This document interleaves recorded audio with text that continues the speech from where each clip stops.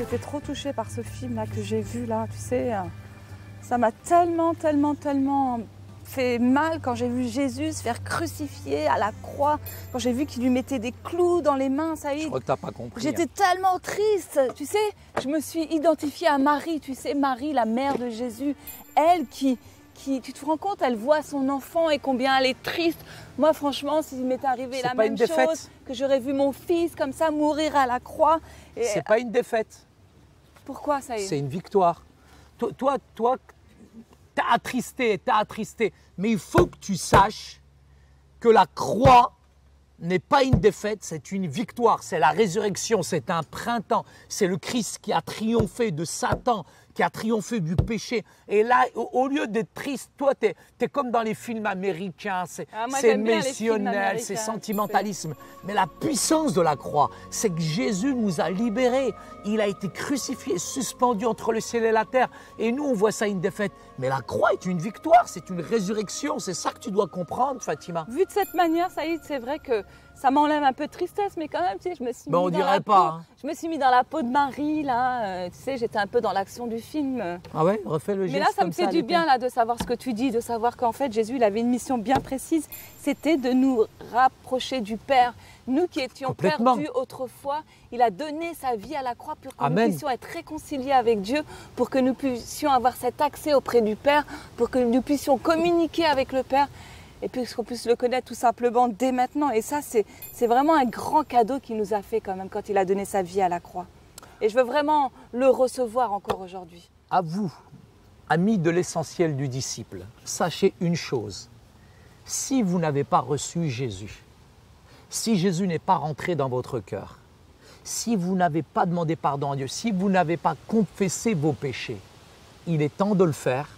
Ça fait maintenant des semaines, des mois que nous organisons ces émissions, mais sachez une chose, c'est que le Christ, le Rédempteur, il est mort, mais il est ressuscité. Il est ressuscité pour vous, pour chacun d'entre vous, pour que vous puissiez accéder véritablement à la vie éternelle, que vous puissiez demander pardon pour vos péchés, que vous puissiez confesser vos péchés, parce que Jésus-Christ, il est le Sauveur, mais aussi le Seigneur de votre vie. Et je vous donne maintenant cette occasion véritablement de recevoir Jésus dans votre vie. Et même toi, derrière ta caméra.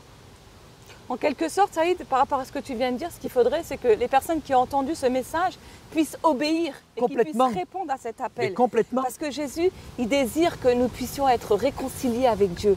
Il désire qu'on marche en nouveauté de vie. Il désire qu'on soit sanctifié. Il désire qu'on obéisse à ses voies. Il désire qu'on devienne aussi ses ambassadeurs sur la terre. Parce que finalement, Saïd, autour de nous, il y a tellement de personnes qui sont perdues, il y a tellement de personnes qui ne le connaissent pas. Et ce qu'il veut, lui, Jésus, c'est qu'on soit en quelque sorte ses ambassadeurs aussi dans ce monde perdu. Et il cherche aussi que notre vie soit transformée et changée. Et c'est ça l'obéissance. Tu sais, il y a un texte dans la Bible qui dit dans Jean chapitre 14, verset 15, « Si vous m'aimez, gardez mes commandements. » Qu'est-ce que ça implique, Fatima? Ça implique en fait que de mettre en pratique ce que Jésus nous a laissé dans sa parole. Et c'est vraiment par amour pour Dieu qu'on veut mettre ça en pratique. C'est pas une loi tu sais, autrefois quand je pratiquais une religion et j'accomplissais mes œuvres pour peut-être un jour voir Dieu.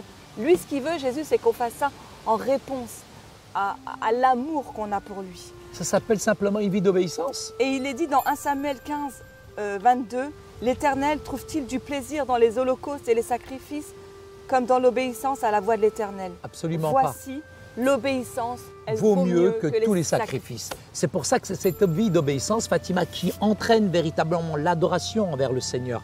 Et tu peux lire le texte de Romains au chapitre 12, versets 1 et 2. Ça, c'est un texte intéressant qui va vraiment nous aider à mieux comprendre. Je vous exhorte donc, frères, par les compassions de Dieu, à offrir vos corps comme un sacrifice vivant, saint, agréable à Dieu, ce qui sera de votre part un culte raisonnable. Ne vous conformez pas au siècle présent, mais soyez transformés par le renouvellement de l'intelligence, afin que vous discerniez quelle est la volonté de Dieu, ce qui est bon, agréable et parfait. C'est une obéissance, Fatima, qui comporte le corps, l'âme et l'esprit.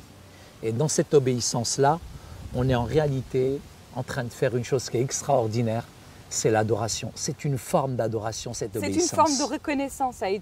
Tu sais, il y a un autre passage dans la Bible où Jésus a guéri 10 lépreux, dans Luc 17, les versets 14 à 16. « Allez vous montrer au sacrificateur. » Et pendant qu'il y allait, il arriva qu'ils furent guéris. L'un d'eux, se voyant guéri, revint sur ses pas, glorifiant Dieu à haute voix. Il tomba sur sa face aux pieds de Jésus et lui rendit grâce. Un seul est retourné dire merci. Jésus a demandé à l'homme qui est revenu, « Les 10 n'ont-ils pas été guéris? Et les 9 autres, où sont-ils? Ne s'est-il pas trouvé que cet étranger pour revenir et donner gloire à Dieu ?» Et manifestement, on voit que Jésus, il aurait dû être remercié par les 10, mais il n'y en a qu'un qui est revenu, Saïd, pour dire merci à Dieu. Tu te rends compte de l'antidote que nous avons aujourd'hui? C'est quand même un véritable miracle. Il y a des gens qui aujourd'hui ne sont pas conscients qu'ils ont un remède face à la maladie, qui est le véritable péché, qui finalement nous avilit, nous entraîne vers le bas.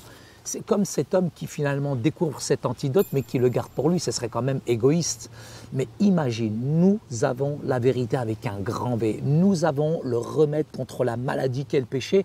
Et égoïstement, nous gardons ces choses-là. C'est impossible. Jésus nous a libérés de nos transgressions. Il est venu supprimer cette maladie qu'est le péché.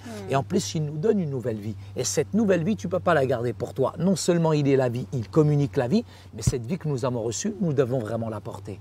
Avec force et avec conviction. Il y a un texte biblique aussi qui pourrait appuyer. Oui, tout à fait, dans Romains, le chapitre 6, le verset 12. Tu veux commencer à le lire? Oui. Que le péché ne règne donc point dans vos corps mortels et n'obéissez pas, nous dit la Bible, à ces convoitises. Ne livrez pas vos membres au péché comme des instruments d'iniquité, mais donnez vous-même à Dieu comme étant vivants, de mort que vous étiez, et offrez à Dieu vos membres comme des instruments de justice. C'est vivre une vie d'obéissance qui est motivée finalement, Fatima, par la gratitude. Et là, c'est une seconde chance. D'ailleurs, il y a un café à Montréal qui s'appelle le Café Seconde Chance. Tu sais, Saïd, finalement, ce que Jésus attend de nous, c'est pas qu'on vienne dire merci d'une façon machinale. Jésus a fait ça pour nous, donc je vais aller lui dire merci. Et si je lui dis pas merci, eh ben Jésus va m'en vouloir. Non, c'est pas ça. Ce que veut, c'est qu'on vienne à lui avec une attitude de remerciement et qu'on soit vraiment reconnaissant pour ce qu'il a fait dans notre vie. Et c'est ça la foi aussi.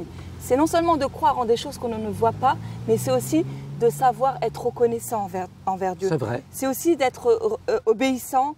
Et c'est aussi de démontrer notre amour à Dieu par nos actes. Non pas en accomplissant des œuvres. Non, ça ne sert à rien. Mais en ayant une attitude qui plaît à Dieu. Tout à fait. Parce que finalement, Jésus n'aurait besoin de rien. Il n'a pas besoin de notre remerciement. Juste l'obéissance et la foi. C'est ce qu'il attend de nous. En résumé, Fatima, le plus grand cadeau que l'on ait jamais reçu mérite la plus grande réponse que nous puissions jamais donner.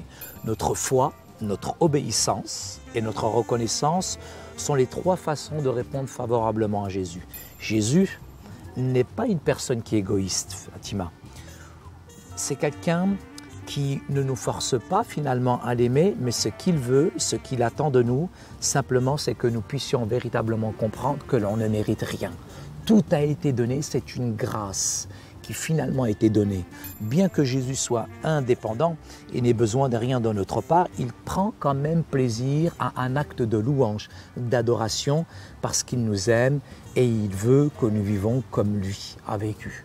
Et ça, c'est vraiment marcher sur les traces de Jésus, qui est le véritablement sauveur. Finalement, son sacrifice à la croix, il apporte beaucoup plus que l'on croit finalement. Donc, est-ce que tu es triste? Est-ce que tu es heureuse? Est-ce que tu as véritablement compris la notion de la résurrection maintenant? Si je me mets dans la peau de Marie, je reste un peu triste, mais quand même, c'est quand même un cadeau magnifique qu'il nous a fait. J'ai vraiment envie de le remercier pour ce qu'il a fait. Et je vais vraiment croire, non seulement je vais croire, mais je vais être plus reconnaissante. Parce que finalement, je me rends compte que je suis arrivée dans une routine où je prends les choses comme elles viennent et je ne suis pas toujours reconnaissante envers Dieu. Il est mort, mais il est ressuscité.